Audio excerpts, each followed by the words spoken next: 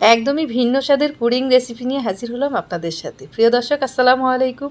Welcome everyone to my Anjuma's kitchen. যেখান থেকে ভিডিওটি দেখছেন আশা করি অনেক অনেক ভালো আছেন, সুস্থ আছেন। এই পুডিংটা আমার কাছে খেতে অনেক অনেক বেশি ভালো লাগে। আশা করছি আপনার কাছেও অসম্ভব ভালো লাগবে, আর আপনি যদি কাউকে বানিয়ে খাওয়ান তার কাছেও অনেক অনেক বেশি ভালো লাগবে। এই পুডিংটা খেতে এতটাই টেস্টি হয়, একবার বানালেই আপনি এর স্বাদ বুঝতে পারবেন। প্রিয় দর্শক, তো চলুন মজাদার এই পুডিং রেসিপিটি শুরু থেকে শেষ পর্যন্ত দেখে নিন। পুডিং বানানোর জন্য প্রথমেই দুধ জাল করে ঘন করে নিতে হবে। দুধ জাল করার জন্য একটি প্যানে আমি প্রথমেই তরল দুধ নিয়ে নিলাম 1 লিটার পরিমাণ। এবার চুলা অন করে দিয়ে অনবরত নেড়েচেড়ে দুধ জাল করে ঘন করে নিতে হবে। অনবরত নাড়তে হবে যাতে দুধে সর না পড়ে। কিছুক্ষণ এভাবে জাল করার পর দুধের যখন কালার পরিবর্তন হবে, মানে হালকা একটু ব্রাউন কালার হবে, তখনই বুঝতে হবে পুডিংয়ের জন্য দুধটা একদমই পারফেক্ট হয়েছে। মিষ্টির জন্য এবার সাথে চিনি অ্যাড করে দিলাম। চিনিটা একটু স্বাদ অনুযায়ী দিয়ে নেবেন। চিনি দেওয়ার পর এভাবে নেড়েচেড়ে একটু টেস্ট করে নেবেন যে চিনির পরিমাণটা, মিষ্টির পরিমাণটা ঠিকঠাক আছে কিনা। চিনি দেওয়ার পরেও কিছুক্ষণ এভাবে কয়েকটি বলক দিয়ে জাল করে নিতে হবে। দুধ জাল করা হয়ে গেছে, এবার আমি চুলা অফ করে দিয়েছি। দুধের সাথে আমি কিছুটা গুঁড়ো দুধ অ্যাড করব। দুধের সাথে গুঁড়ো দুধ দেওয়ার ফলে দুধের ঘনত্বটা আরও বেড়ে যায়। অনেকেই পুডিং বানালে বলে থাকে পুডিং নাকি নরম হয়। দুধের ঘনত্ব ঠিক থাকলে আর ডিমের পরিমাণ ঠিক থাকলে পুডিং একদমই পারফেক্ট হবে। আজকের ভিডিওতে আমি দুধের পরিমাণ আর ডিমের পরিমাণ একদম ঠিকঠাকভাবে বলে দিব। পুডিং বানানোর জন্য দুধ একদম রেডি। চুলা অফ করে দিয়ে দুধ নেড়েচেড়ে ঠান্ডা করে নিতে হবে। দুধ ঠান্ডা হতে হতে আমি এ পর্যায়ে ক্যারামেল বানিয়ে নিব। ক্যারামেল বানানোর জন্য একটি প্যানে আমি বেশ খানিকটা চিনি দিয়ে দিলাম। আপনি কতটুকু ক্যারামেল বানাবেন ওই অনুযায়ী চিনি দিতে হবে। ক্যারামেল বানানোর জন্য আমি এখানে হাফ কাপের থেকে কিছুটা কম হবে চিনি নিয়েছি। এই পর্যায়ে চুলার আঁচ কিন্তু একদমই কমিয়েই রাখতে হবে, কোনোভাবেই বাড়িয়ে বানানো যাবে না, তাহলে ক্যারামেলটা পুড়ে যাবে, তেতো হয়ে যাবে, খেতে একদমই ভালো হবে না, আর কালারটাও সুন্দর আসবে না, নষ্ট হয়ে যাবে। প্রিয় দর্শক, আমার আঞ্জুমাস কিচেন চ্যানেলের ভিডিওগুলো যদি আপনাদের ভালো লেগে থাকে তাহলে অবশ্যই ভিডিওতে একটু বেশি বেশি লাইক আর শেয়ার করে দিবেন। আর আমার চ্যানেলে যদি আপনি নতুন হয়ে থাকেন তাহলে অবশ্যই চ্যানেলটি এখনই সাবস্ক্রাইব করে দিবেন। আর অলরেডি যারা সাবস্ক্রাইব করেছেন তাদেরকে অসংখ্য অসংখ্য ধন্যবাদ। তাদের জন্য অনেক অনেক শুভকামনা। আমাকে আরও অনেক অনেক বেশি সাপোর্ট করবেন যাতে আপনাদের সাথে নিয়ে আমি আরও সামনের দিকে এগিয়ে যেতে পারি। ক্যারামেল কিন্তু অনেকটা কালার হয়ে আসছে। এ পর্যায়ে আমি চুলাটা অফ করে দিয়ে ফ্রাই প্যানটা যতটা গরম আছে ওই গরমেই কিন্তু আরও কিছুটা কালার চলে আসবে। ক্যারামেল গরম থাকা অবস্থায় যে পাত্রে আপনি পুডিং বানাবেন সেই পাত্রের সাথে সাথে সেট করেই নিতে হবে। একটু দেরি হলে কিন্তু ক্যারামেলটা আবার শক্ত হয়ে যাবে। এতে করে আপনি যদি আবার চুলায় দেন তাহলে ক্যারামেলটা পুড়ে যাওয়ার সম্ভাবনা থাকবে, কালারটাও নষ্ট হয়ে যাওয়ার সম্ভাবনা থাকবে।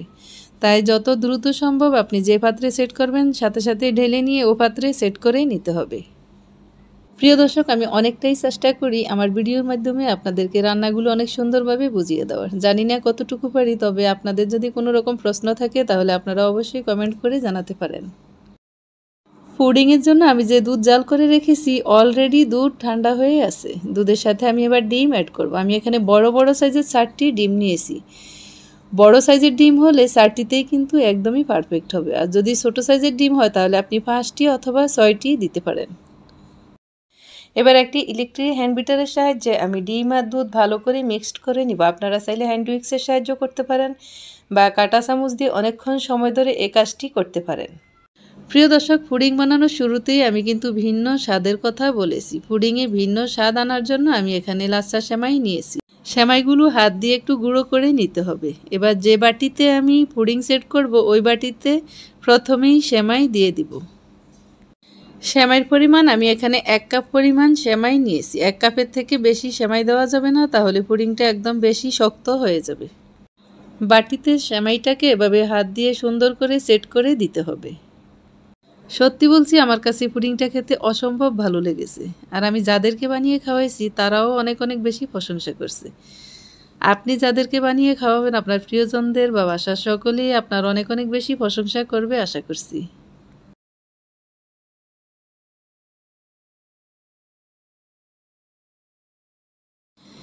আমি এখানে কিছুটা বাদাম দিয়ে দিলাম, কাজু বাদাম আর কাঠবাদাম কুচি করে দিয়েছি।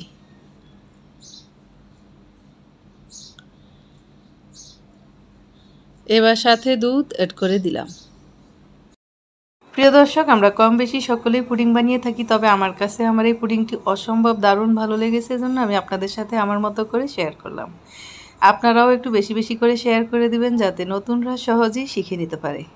পুডিং মেক করার জন্য আমি একটি প্যানে পানি নিয়ে নিলাম। পানিতে একটি স্ট্যান্ড দিয়ে দিলাম পুডিংয়ের বাটি বসানোর জন্য। পানির পরিমাণটা একদম বেশি দেওয়া যাবে না। পুডিংয়ের বাটির আধা আধি যাতে পানি থাকে ওই পরিমাপে পানিটা দিতে হবে। বাটির যাতে অর্ধেক পরিমাণ পানি থাকে, এর থেকে বেশি পানি দেওয়া যাবে না, তাহলে বাটির ভিতরে পানি ঢুকে যাওয়ার সম্ভাবনা থাকবে, এতে করে পুডিং নষ্ট হয়ে যাবে। ভালোভাবে একটি ঢাকনা দিয়ে মাঝারি আঁচে জাল করে নিতে হবে। ঢাকনা সরিয়ে এভাবে দেখে নেবেন পুডিং ঠিকমতো হয়েছে কিনা। চুলায় পুডিং রেডি হতে প্রায় আধা ঘন্টা অথবা আধা ঘন্টার থেকে বেশি সময়ও লাগতে পারে। এবার পুডিং রেডি। পুডিং অন্য পাত্রে তুলে নিতে হবে। অন্য পাত্রে তুলে নেওয়ার আগে পুডিং ফ্রিজে রেখে ঠান্ডা করে নিলে পুডিংটা অনেক সুন্দর হয়। আর গরম গরম অন্য পাত্রে তুলে নিতে গেলে পুডিং অনেক সময় ভেঙে যায় আর পুডিংয়ের সৌন্দর্যও নষ্ট হয়, দেখতে একদমই ভালো হয় না।